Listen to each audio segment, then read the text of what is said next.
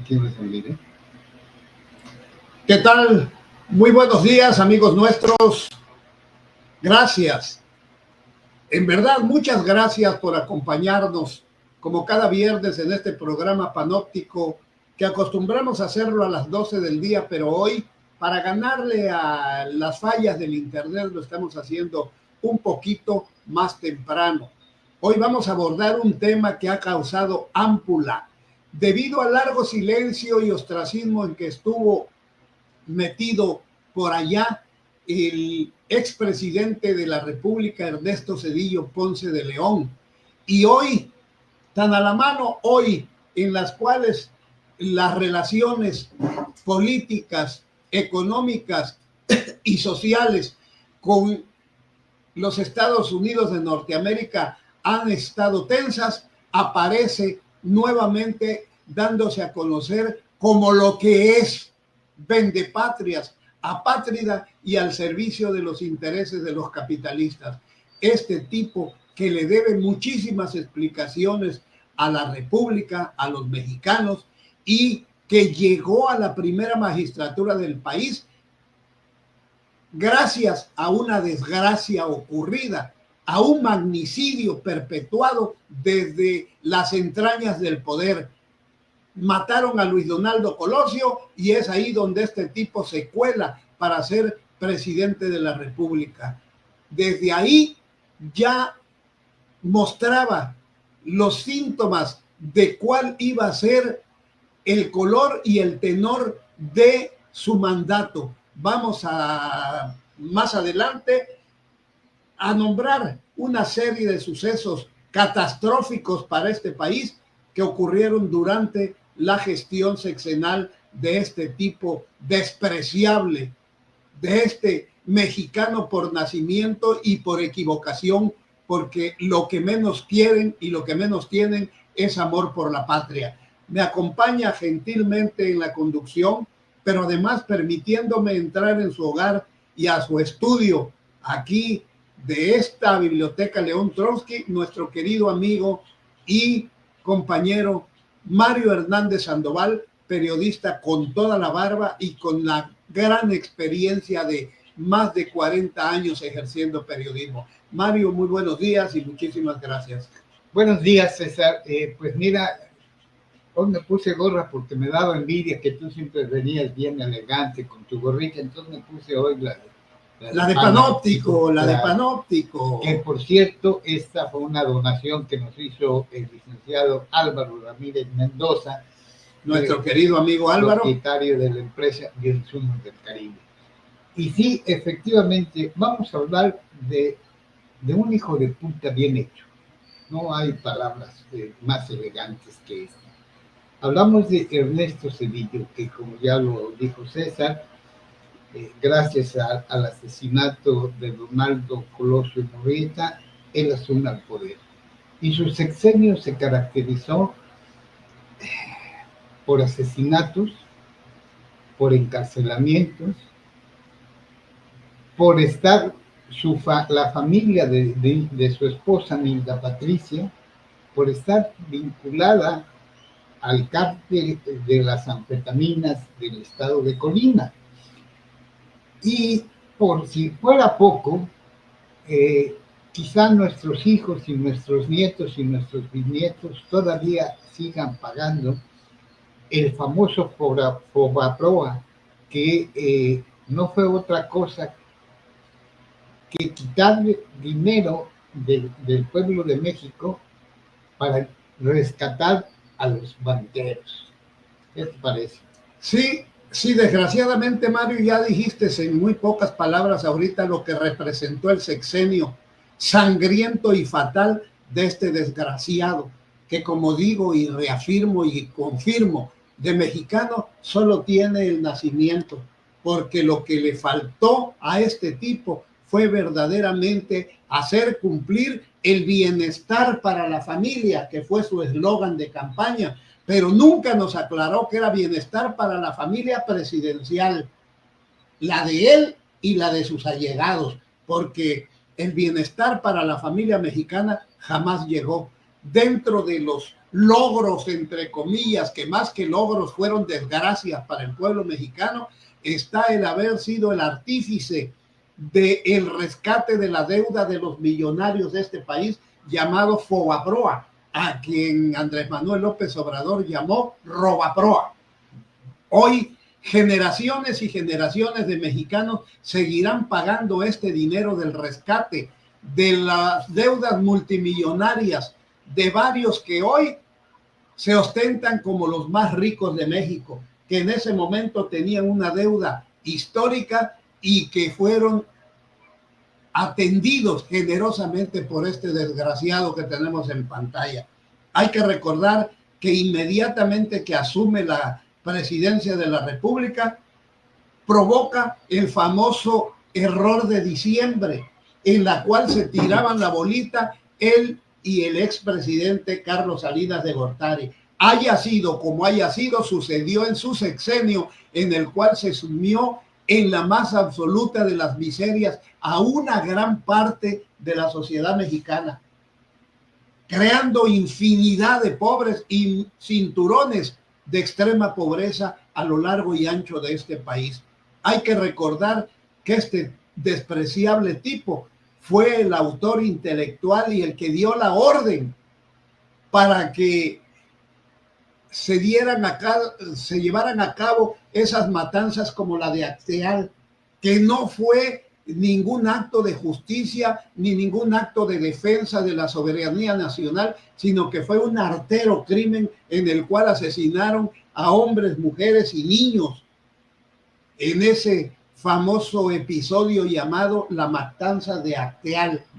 Este tipo privatizó los ferrocarriles nacionales de México, que era una empresa del Estado mexicano, y los privatizó, y luego al terminar su sexenio se fue de asesor de esa empresa norteamericana a la cual le había vendido los ferrocarriles de México.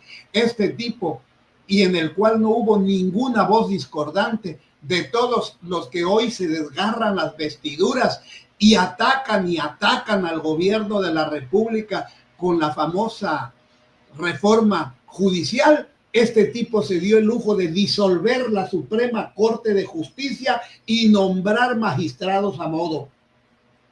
Mira, ha habido, como la derecha no tiene voceros, porque todos están desprestigiados y ninguno de los partidos de oposición tienen un proyecto de nación.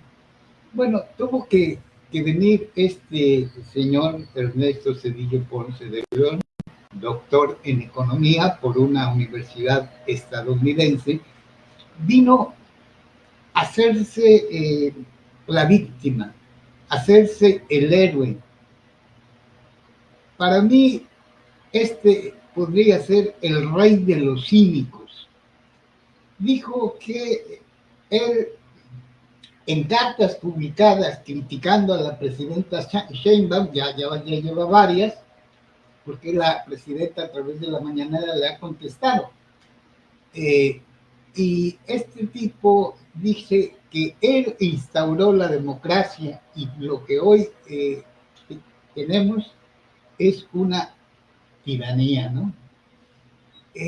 Ya enumeró esto, lo que hizo un demócrata que quitó a todos los ministros y ministras, borró un poder de la República y puso los que se le antojaron. Bueno, este tipo, la verdad es que pues no sé si tenga lugar en una letrina, en una cárcel, pero sí en el desprecio de todos los que amamos México. Y tuvo que ver también con Quintana Roo. Y para esto utilizó a un abogado de Tapachula. Recordemos que durante el sexenio de este represor, de este vendepatrias, de este apátrida, ¿no? Se detuvo exgobernador Mario Villanueva Madrid, y lo presentaron, vaya, como si fuera el peor criminal del mundo, ¿no? Y para esto se prestó el siguiente personaje, que ahorita se lo vamos a nombrar, se lo vamos a poner la foto para que no se... Ya murió, pero los hechos en la historia ya están. Este abogado que fue procurador del estado de Chiapas y después fue el disque zar antidrogas, y Cedillo lo utilizó a él, como testaferro, Mariano Herrán Salvati, para agarrar a Mario Villanueva Madrid, te repito, en condiciones pues que violaban los derechos humanos más básicos. Ese fue el tipo. Este es el artífice material de la fabricación de los delitos que se le imputaron al exgobernador Mario Villanueva Madrid. Conste que yo no voy a hacer una defensa férrea ni a usar uñas y dientes para defender al exgobernador Mario Villanueva Madrid. Digo, él, creo que demasiada gente del pueblo de Quintana Roo lo defiende porque dejó un legado de buen gobernante a nivel estatal. Pero este tipo fue utilizado por Ernesto Zedillo Ponce de León para llevar a cabo una de las venganzas más terribles y más atroces en contra de un gobernante. Mariano Herrán Salvati le fabricó un expediente en donde hacían a Mario cómplice y encubridor de narcotraficantes que operaban en el estado de Quintana Roo. Todo porque Mario Villanueva antepuso la soberanía de nuestro estado a los negocios sucios que pretendían llevar a cabo aquí, sobre todo en la zona dorada y turística de nuestro estado, los cuñados de este tipejo, a quienes sus cuñados y su esposa presuntamente hoy se ha descubierto con pelos y señales y con una serie, ¿sí?, de cassettes electrónicos donde presuntamente lo señalan con índice de fuego, con fuertes nexos con el cártel de Colima, aquel famoso que era el que controlaba las metanfetaminas en todo el noroeste del país, en la costa noroeste de nuestro país. Pues este tipo, Mariano Herrán Salvati, ¿no?, cometió el gran error de prestarse. Claro, se tienen que prestar para seguir ahí usufructuando grandes cargos en la República, pero este tipo que ya murió y que esté donde tenga que estar, porque no voy a caer en la hipocresía de que ya que murió, que Dios lo tenga en su santa gloria. No, que esté donde deba de estar, sobre todo porque hay alguna situación de carácter lógica con la justicia de los hombres. Si cometió errores, que los pague. Allá donde esté, que los pague.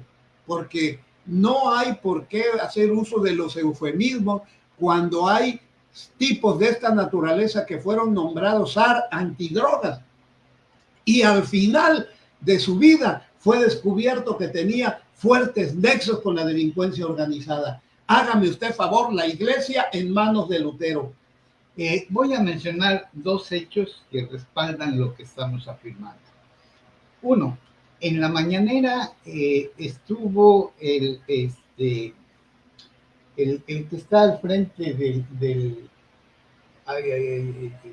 Manuel Pedrero. No. Bueno, Manuel Pedrero es un joven periodista muy bueno, y ahí en su programa, el hijo del general Gutiérrez Rebollo, César Gutiérrez Pliego, Manuel Pedrero entrevistó al hijo de Gutiérrez Rebollo, que había recibido la encomienda de parte de Zedillo de investigar a todos los funcionarios que estuvieran involucrados en el narcotráfico. Y el general Rebollo fue y le dijo, bueno, pues mire, usted quiere, la familia de su esposa está involucrada. Está metida hasta el cuello. Y a partir de ahí le quitaron el grado, el rango militar y lo encarcelaron.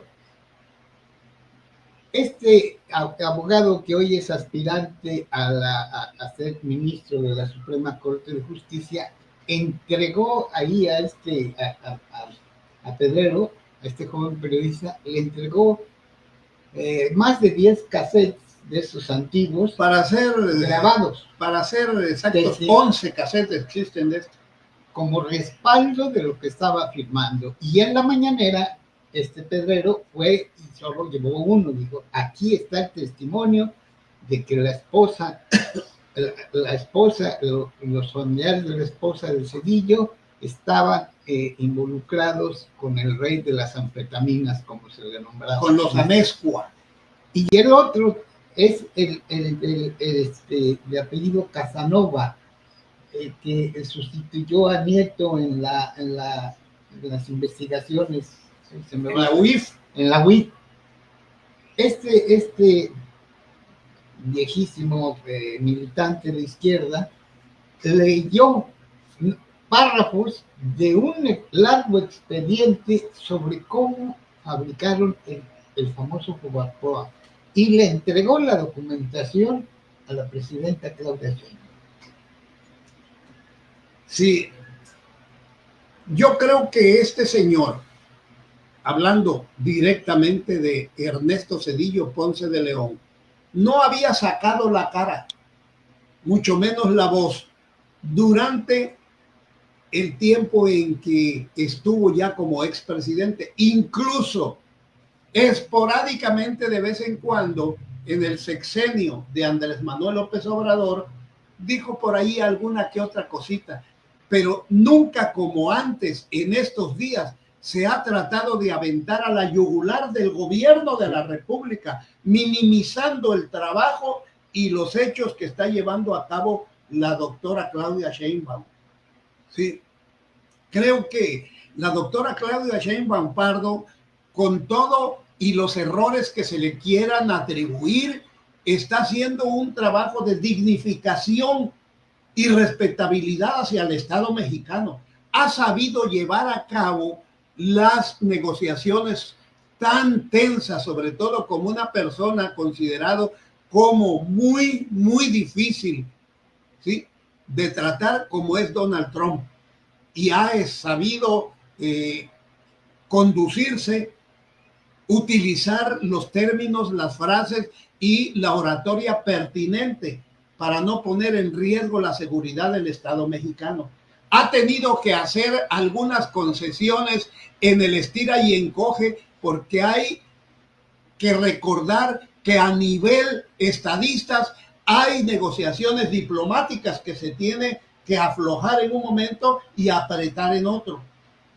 Para aquellos que no entienden que el pueblo de México decidió, y en su gran mayoría, en su inmensa mayoría, decidió por una nueva forma de gobierno, haciendo realidad el artículo 39 constitucional, que el pueblo, y en el pueblo recae toda forma de gobierno, y es el pueblo el único que tiene la suprema autoridad para darse la clase de gobierno que desee.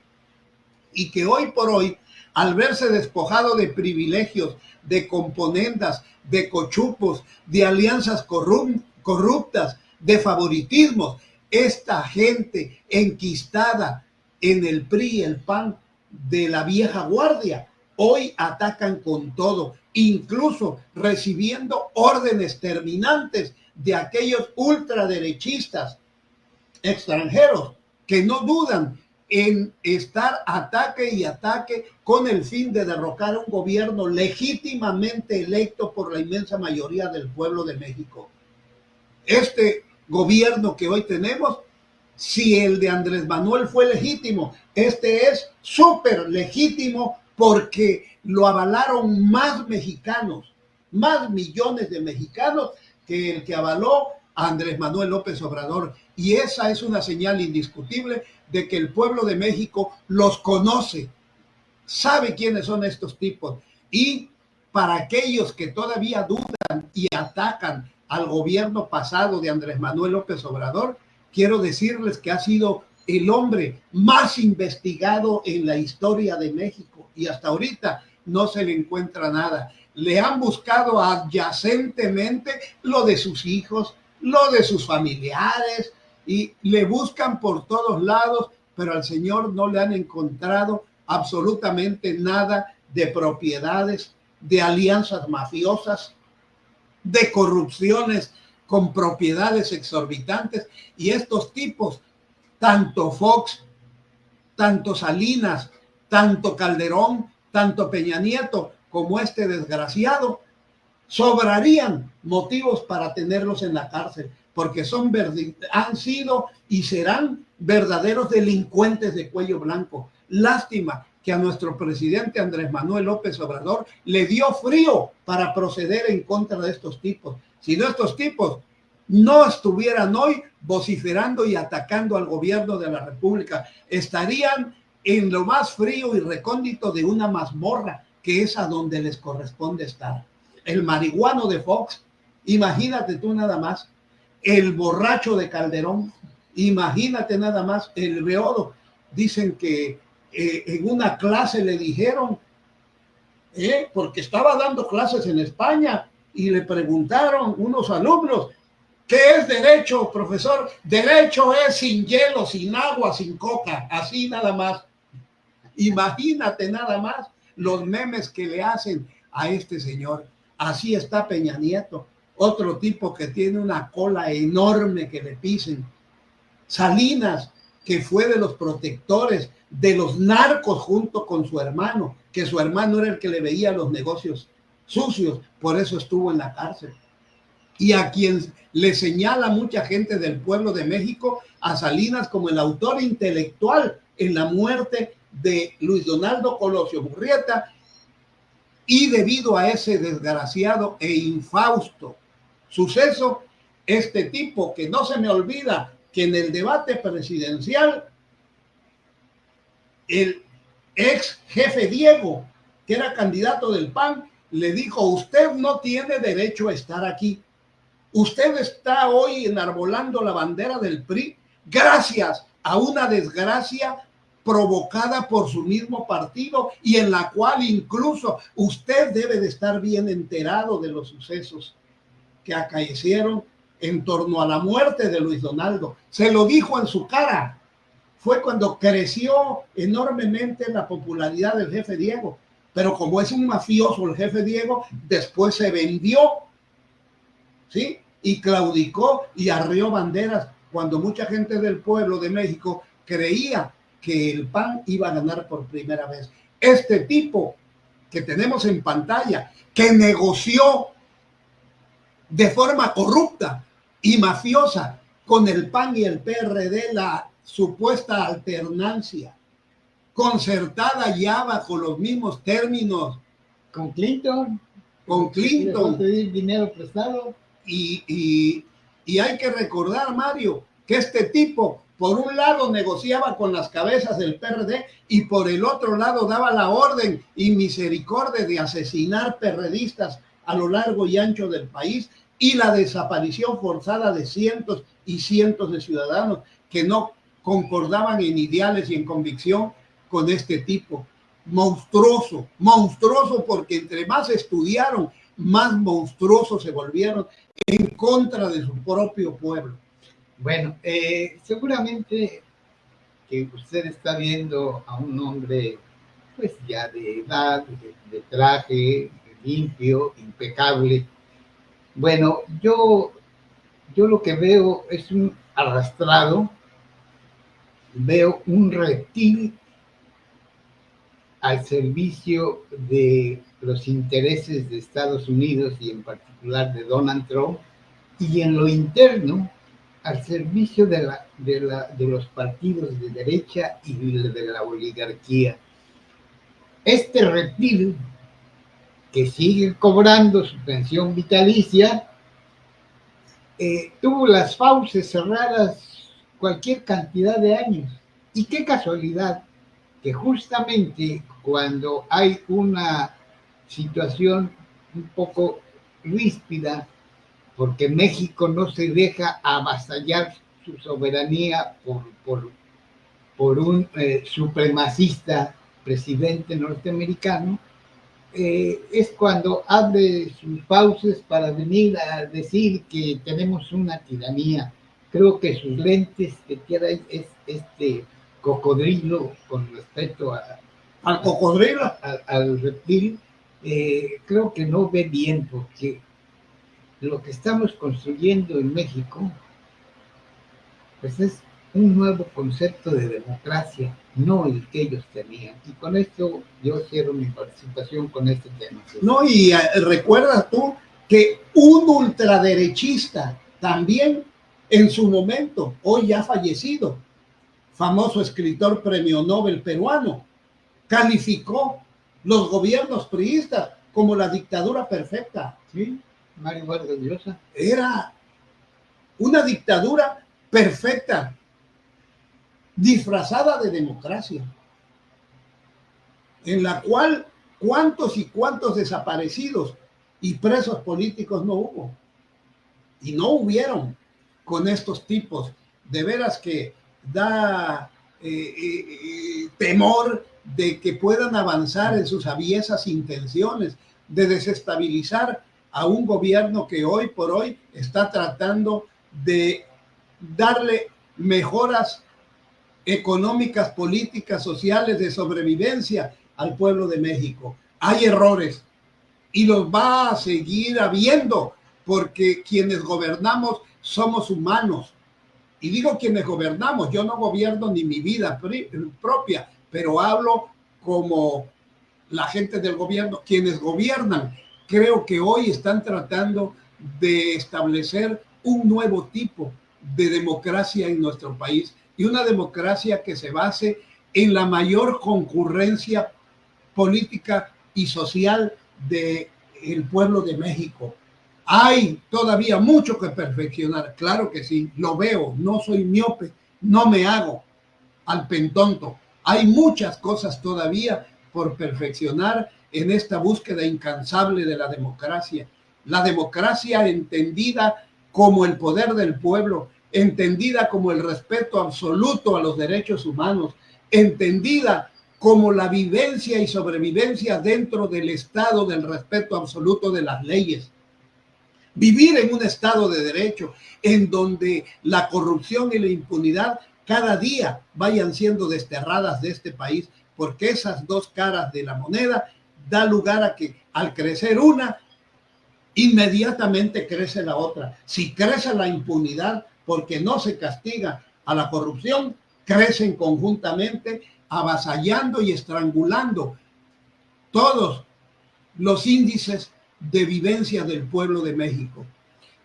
César, si me lo permites, hay un tema que pues tiene un carácter local, que tiene que ver con los representantes ejidales de Xujá. Y con presuntos actos de corrupción, Mario. Y no, este asunto en ese ejido lo hemos venido abordando hace casi 10 años. 10 años. Y una autoridad tras otra, pisoteando, ninguneando, despojando a los fundadores de ese ejido.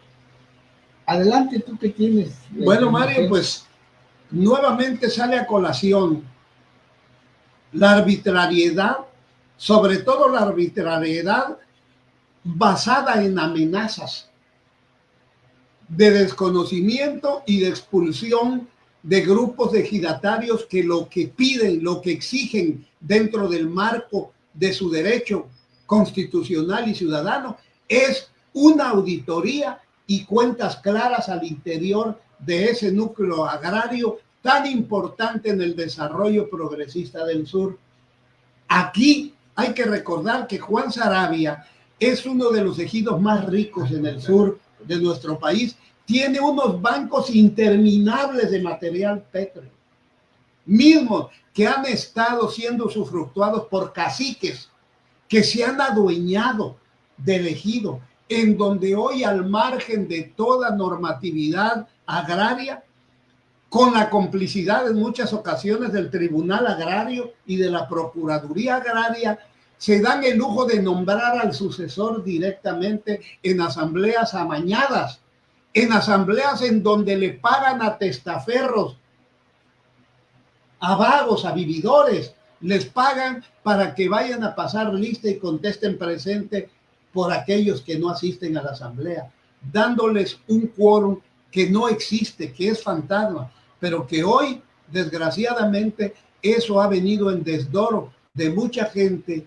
del ejido que realmente se dedica a trabajar y a trabajar la tierra. Lo que está en el fondo, en esta última inconformidad de los ejidatarios, tiene que ver con el Tren Maya. Como bien dijo César, en Juan Saravia hay una industria extractora o fabricante de material pétreo que se usa en la construcción. Y entonces este banco de material estuvo surtiendo en el tendido de la línea del Tren Maya. Estamos hablando de cualquier cantidad de metros cúbicos de material que se traducen en millones y millones de pesos. Bueno, ¿qué es lo que está haciendo las autoridades ejidales? Les están escondiendo todo ese dinero y en lugar de ser claros, transparentes y decirles se vendieron tantos metros cúbicos y recibimos tanto de dinero, hay opacidad. Les quieren dar ahí cualquier baba de perico y al que levante la voz exigiendo cuentas claras, repito, todo es opacidad, los amenazan con expulsarlos del ejido. Y ya se dijo por diferentes medios de comunicación, radiofónicos y escritos, ya se les dijo a los ejidatarios, a muchos de ellos, no los pueden expulsar, no los pueden expulsar por el solo y simple hecho de exigir sus derechos.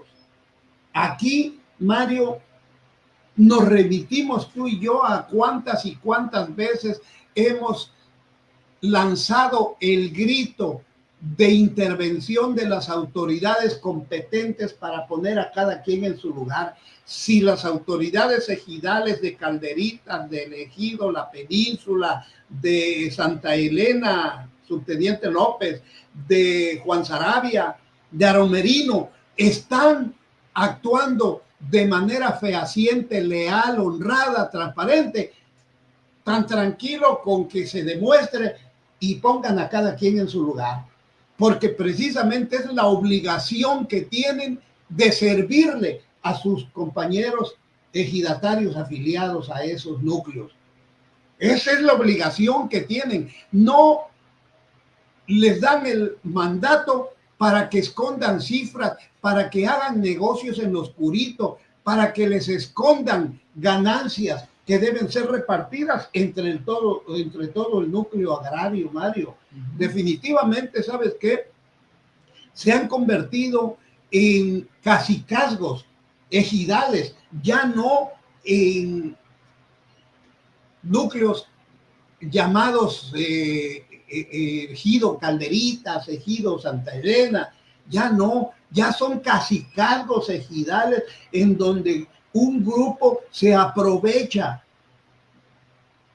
de los mejores puestos y ahí que han sido denunciados en los diferentes ejidos. Yo recuerdo cuando vivía quien fue mi director de radio en el sistema quintanarroense, el difunto Jesús Ramón, que decía: los comisalarios ejidales de Santa Elena entran en bicicleta y al salir de su gestión salen con Bronco del Año.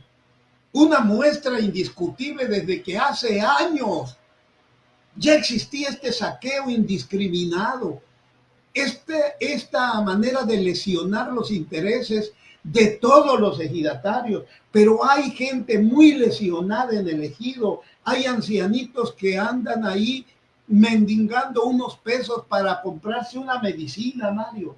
A esta gente es a la que le hacen demasiado daño.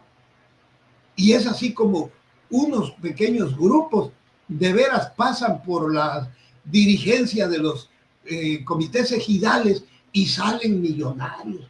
Pero lo que es peor, Mario, la presunción de que en contubernio con algunos magistrados y algunas autoridades de la Procuraduría Agraria, de la Reforma Agraria, del Tribunal Agrario Unitario, en fin, de esas autoridades que deben ser celosas de que haya un cumplimiento exacto en la labor que llevan a cabo los dirigentes ejidales.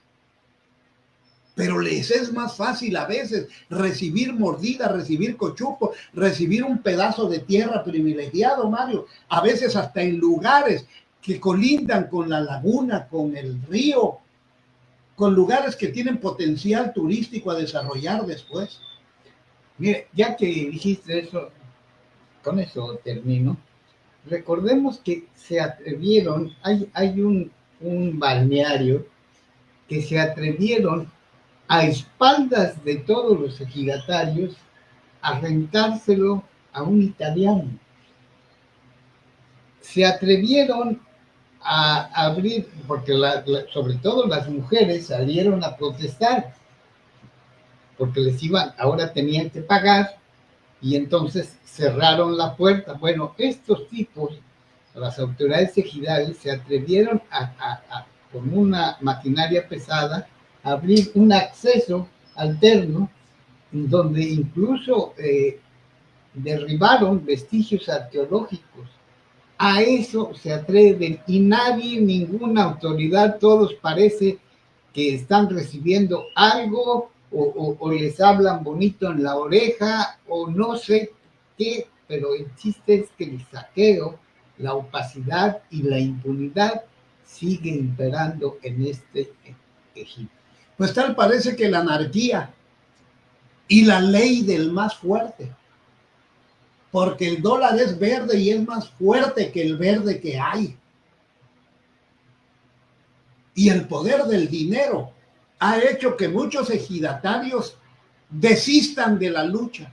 Algunos ejidatarios han sido levantados y golpeados allá a medio monte, amparados en la oscuridad de la noche, y los han amenazado hasta de muerte a ellos o a sus familias. Y han tenido que salir huyendo. Y han tenido que salir huyendo incluso en donde nacieron, en donde crecieron, en donde han dado su vida por engrandecer un ejido que hoy parece ser que es propiedad de unos cuantos nada más.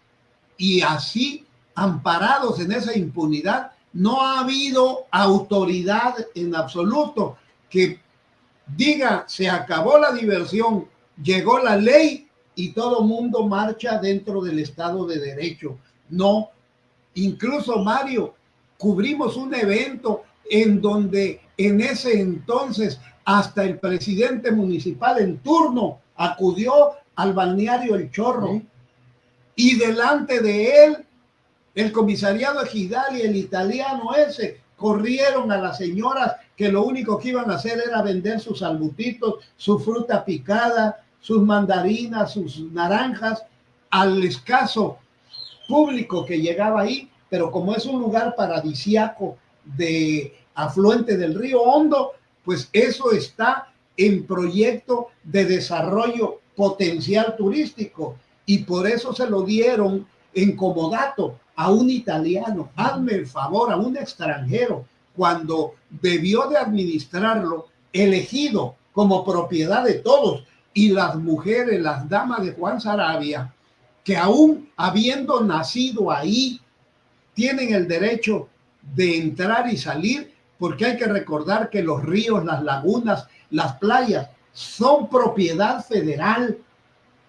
No pueden ser propiedad privada ni subsidiadas, y mucho menos extranjeros. Pero en contra de toda la ley, estando ahí el presidente municipal Otoniel, no hicieron nada, Mario, nada. Ahí sucedió como el dicho de mi abuela: el que pelea con un rico es como el que muerde una barreta, no le hace nada y hasta sin dientes se queda. Incluso fueron correteadas las señoras y corrieron el peligro también de ser golpeadas y detenidas por la autoridad en turno. De ese tamaño está la impunidad.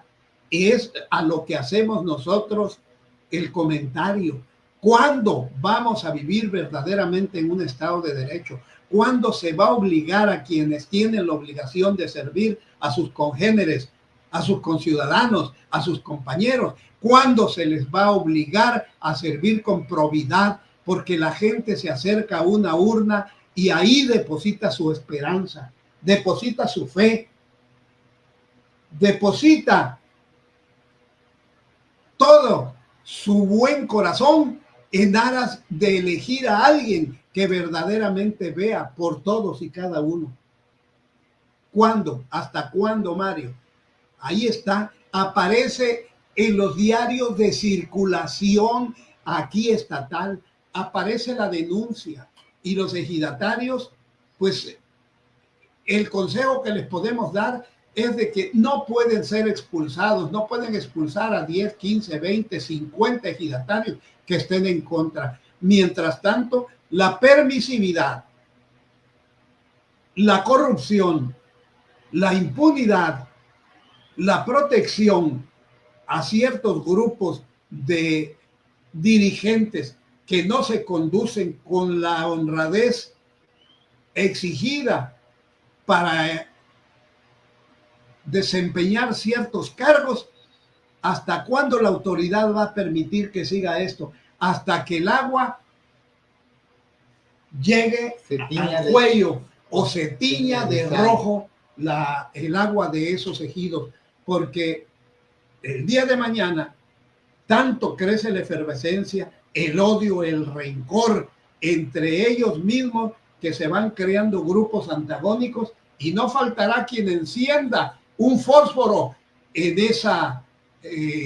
ese tonel de pólvora en que se ha convertido la convivencia de esta gente que debería de convivir en paz, sumar esfuerzos entre todos y hacer producir la tierra, y además repartir equitativamente las ganancias, que el ejido es de todos, no es de unos cuantos, porque se han sacado ahí infinidad de metros cúbicos de material a ciencia y paciencia de los ejidatarios, que hasta han soportado mucho el ver saquear las riquezas de sus ejidos.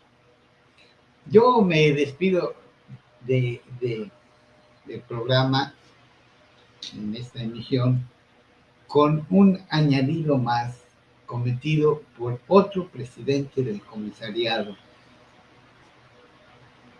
Invadió terrenos del Instituto Superior y el Instituto Tecnológico de la Zona Maya, lo que antes era el ITA, que está ahí en el crucero de Juan Sarabia. Invadió terrenos que le habían sido otorgados a esta institución de nivel superior por la firma, por un decreto presidencial. Le valió madres. Invadió para poner con recursos proporcionados por el gobierno del estado, puso una buena casa y hasta una alberca. Todo para quitarle espacios donde los estudiantes de esa institución educativa realizaban sus prácticas. Con esto me despido deseándoles que pasen un excelente fin de semana. César, pues tú eres el titular. Pues Mario, nada más agregar de que tenemos testimonios de 3 o 4 ejidatarios que han sido agredidos. han sido levantados y han sido golpeados, amenazados de muerte ellos y sus familias. Y que en algún momento dado, cuando ellos sientan que hay autoridad que quiere esclarecer las cosas y hacer justicia, están dispuestos a declarar lo que han sufrido en carne propia. Ahí se los dejamos de tarea, ahí hacemos esta denuncia pública y además también haciendo la demanda y la denuncia personal a nivel programa panóptico. Si por decir las cosas desde el punto de vista como se conoce y como se comenta en todas partes, sufrimos algún atentado, hacemos culpable a ese núcleo, a los que encabezan ese cacicazgo en ese núcleo ejidal llamado Juan Saravia.